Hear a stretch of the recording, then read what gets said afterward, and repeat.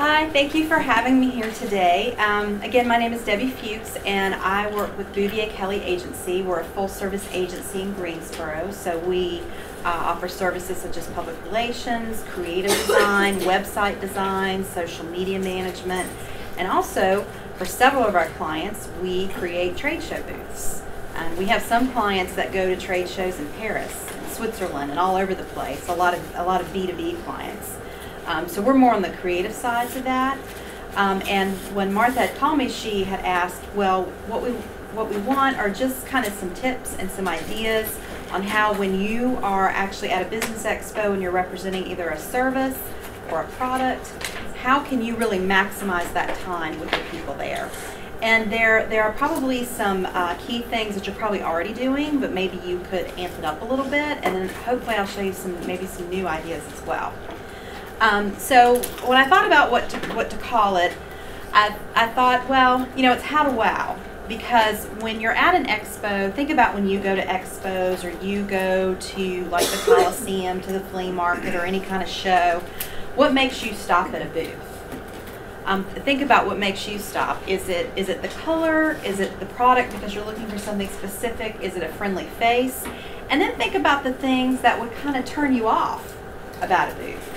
You know, someone sitting there texting on their cell phone, they're obviously not very engaged, there's no one there, it's dirty, people's lunches are scattered all over, kind of those obvious things that don't make it look very inviting.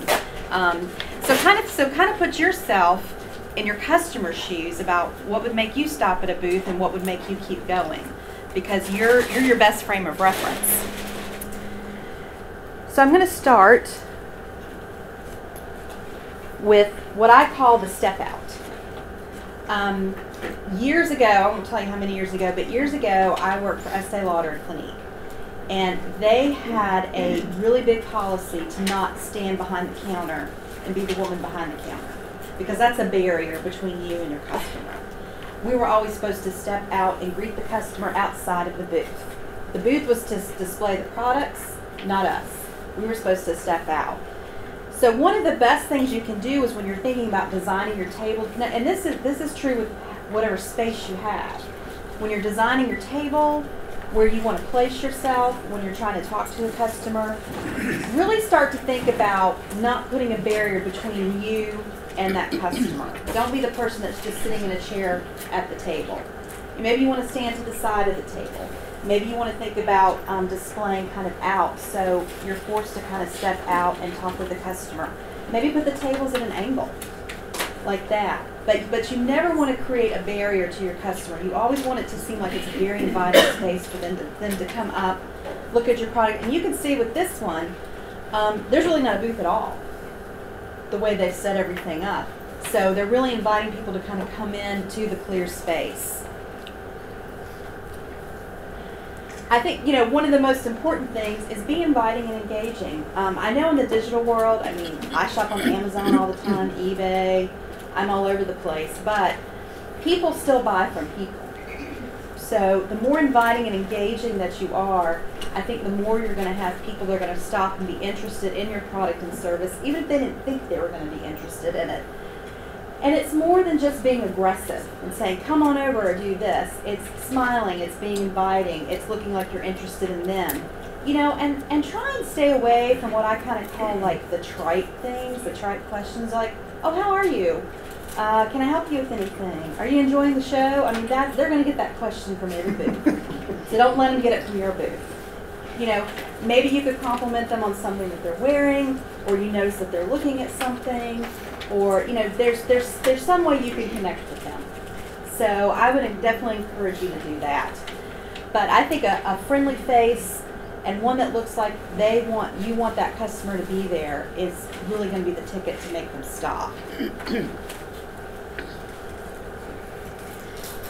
And I would be amiss if I didn't tell you that themes and color coordination are very important. I love this one because not only do they have, you know, the flowers, they're some kind of garden or something shop, but they're color coordinated. And so if you have someone working with you at your table or booth, why not color coordinate what you wear? Does your company have logo colors? Are you wearing your logo colors? Are you wearing your logoed shirt? Does your tablecloth match your company colors? You know, because the eye always wants to look at color. So maybe this might be a little bit outside of your comfort zone if you're not a very dramatic dresser or never thought about it. But really think about it when you set up your booth. And that doesn't mean you have to go out and buy a new wardrobe or, you know, get costumes and do crazy things if that's not what you're like. Because you want to be comfortable, number one. But really think about how do you want to color coordinate and show off your product. What color is going to contrast with your product? Let's say, for example, I don't know, anybody, what would someone be displaying at this upcoming expo? A retail product. We display chickens. Chickens? Like Farm insurance. You sell farm insurance. Okay. So what is the farm insurance logo color? Is it red? Red and blue. Red and blue. So would you maybe dress in red and blue? Would you want to put a complementary color in that, like a yellow, to really make that red and blue pop? I mean, what can you do to make the colors pop?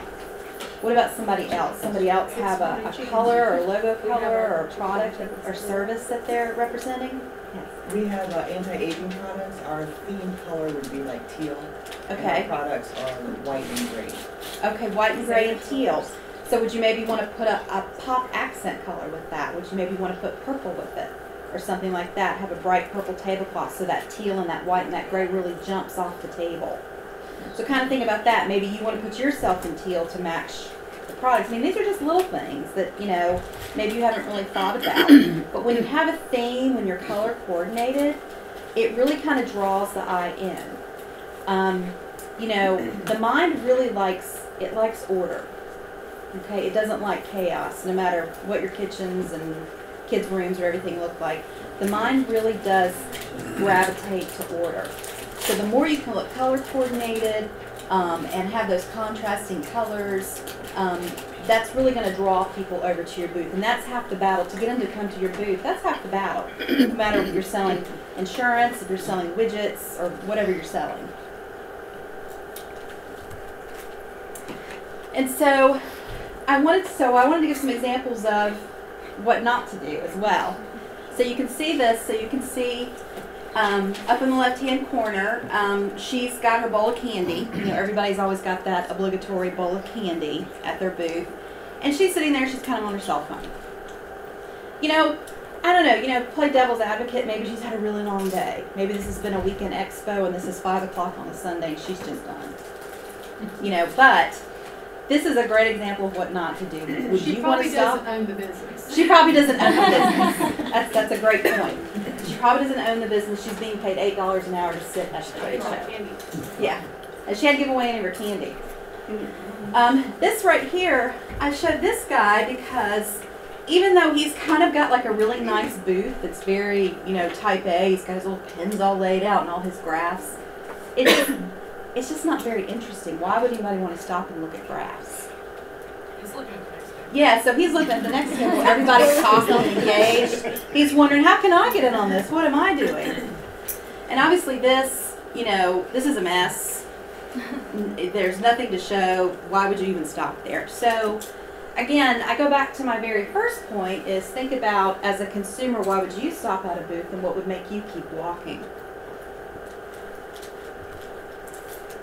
So with product, and even with product, I would say, even if you have a service, you have product because you have brochures, you might have business cards, you might have some cute giveaways or something like that. But I think one of the most important things is to be clutter-free. Do not clutter the table. Don't make people look at 20 different things because then they'll get frustrated and they'll just walk away. Make sure it's easy to see. And how things are easy to see is, again, is to use colors and to go on multiple levels. Have you seen, like, when you stack things, and I'll show you some examples later, when you stack things on multiple levels. I've seen examples where people take, like, just cardboard boxes or shoe boxes and they wrap them like, I don't know, they go to the dollar store and get the silver foil, you know, wrapping paper or gold paper and just wrap them up in the paper. And then they stack them and put their products on the stack. And that's a really, really inexpensive way to not only pull some pop or some color, but to put some levels to your table. And then also think about, you know, utilizing your floor space too, if you can do it in a really neat way. Is there a way you can kind of engage the floor space? Do you have maybe a nice throw rug at home that would work well? And again, I'm not saying go out and spend a bunch of money and do all this, but kind of think what you have, what you can already incorporate into your booth. And again, the multiple levels. So clutter-free, make sure you're easy to be seen. They can see the product. And you can do that by using colors and on multiple levels.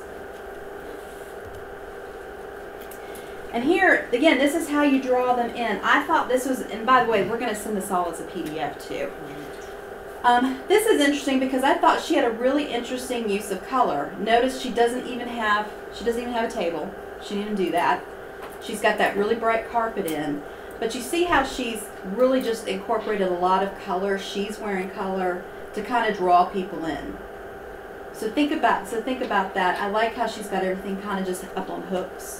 There are all kinds of fun things you can do to, if you have a hat stand at home, bring it in, put stuff on it. Think about it that way. Easy to shop. Make it easy to shop with you. That's one of the key things we always tell our clients too when we're with clients with marketing and advertising. It's like, make it easy for them to do business with you. Make it easy for them to know how to contact you. And what I like about this example is, so obviously she sells necklaces. And it's the same necklace but just different designs. But I love the way she has this organized. And so maybe there's another part of the booth that's not necklaces. Maybe it's earrings, or maybe it's scarves, or maybe it's bracelets. But I love the way that this just flows. So someone is attracted to the necklace and they can see she has all these varieties and there's not all this other stuff they have to look at. Now you can go one step further, obviously with jewelry it's very easy. You can show in sets. You can show the necklace with the earring, with the bracelet, or with the scarf, or something like that. You could show a set.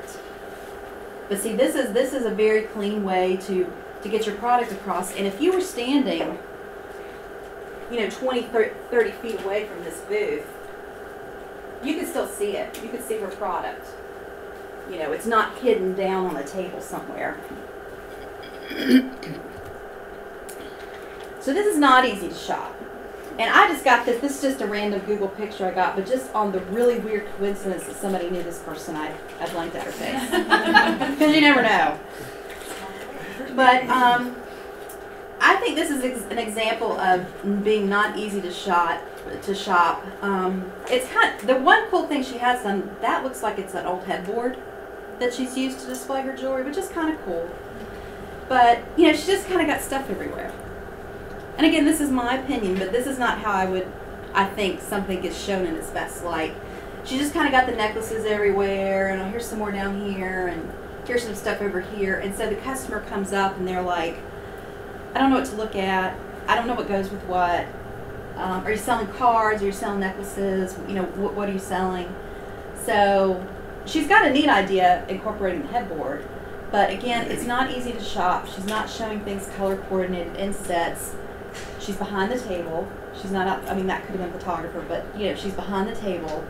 And people have different opinions about being in or behind the table, because some people think, well, I want to give my customers breathing room to shop. And I totally get that, because when I go to a store, I don't want someone just pounding on me and with me every step of the way. But there's a way to be outside your table and also give your customers room to look and not feel like you're hovering over them. Another thing you could do, make attendees feel special. They have taken the time to come to your show instead of getting in their car and going to Target or going anywhere else to shop. They have taken the time to go to your show. So how can you make them feel special for coming? Some kind of fun ideas I thought, well, what about a scavenger hunt? What if all the exhibitors participated in a scavenger hunt? And then all the guests would have to go to each booth and say, oh, I need to find that woman wearing the purple striped shirt. Or I need to find this on the table. Or I need to find the cinnamon lifesavers that somebody's got on their table. Or something like that. But it's a way to keep the attendees engaged and make them stop at every table. And then they could put their finished scavenger hunt in for a drawing for something. But that's the way to kind of keep engaged. A show-only sale. If you have a brick and mortar, And, you know, it's something like there's a special discount they could not get if they came to their store.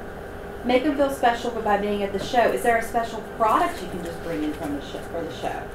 People love unique items, knowing that this is I don't sell this in my store, I'm only selling it at the show. I mean, is that something you can do?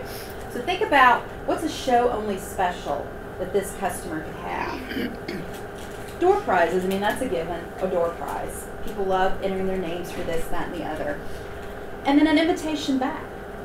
I mean, I think sometimes at the end of a presentation or talk to a customer, a lot of times we don't ask for the sale. You know? We talk about our products, the features, and the benefits, and the this, and everything, but then we never ask for the sale. So invite them back. If you have a brick and mortar, invite them into your store.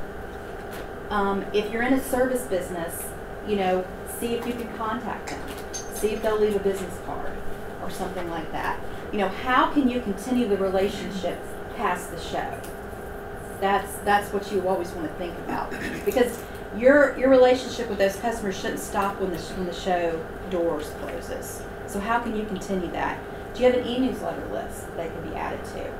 I mean, what is the benefit for them to see you again? So kind of think about that. And what I love is the unexpected. People love the unexpected. I mean, they expect to go to shows and walk around and see things for sale, but when things are displayed in kind of an unusual way, that really captures people's attention. For example, in this instance, I don't know if you can see, but she sells socks, and she has put up a clothesline and has displayed the socks on a clothesline. Like when you go in a store, how do you expect to buy socks? They're on a rack, or maybe they're in a basket. But I think this is really cool what she's done. So and it's pretty simple. She just put up a clothesline and hung them up. So think about what's that unexpected thing someone could see at your booth. And I tell you, the best place to do this, and this is where I found this, is Pinterest. Even if you don't have a Pinterest account, you can create a free one and just go in there and put in exhibit booth ideas, trade show ideas, and you would believe what's out there. And you can find a lot of really fun things to do that don't cost anything. I think this is fun. Again, I keep going back to the jewelry example, but this is an old cupcake pan, and this is how they're displaying their jewelry or their product. You know, what are some other things you think you could use a cupcake pan to display? What does somebody sell? What's somebody doing at the show? We could makeup.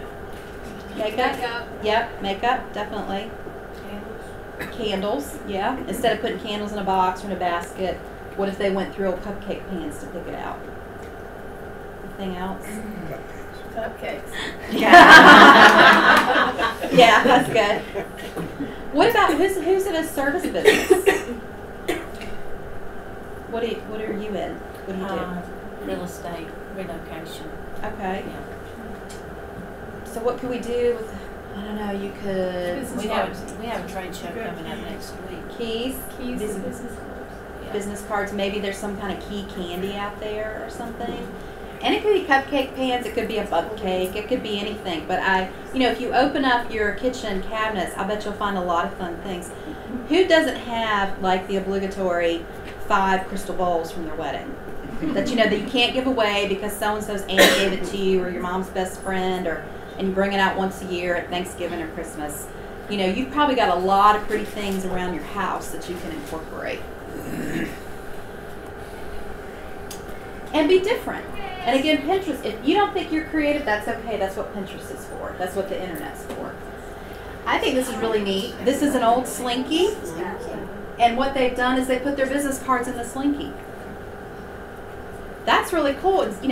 Most of the time you get someone's business card, it's kind of sitting on the table, or maybe it's in a business card holder. Okay, they take a business card and it's like, whoa, you got your business cards in a Slinky.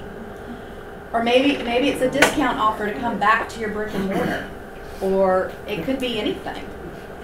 But I think this is kind of a neat idea. So, if you have old toys around the house, if you have children or grandchildren and you have old toys around the house, this could be a fun way to display things. Slinky off the best. Yeah. So that's really the end of my presentation.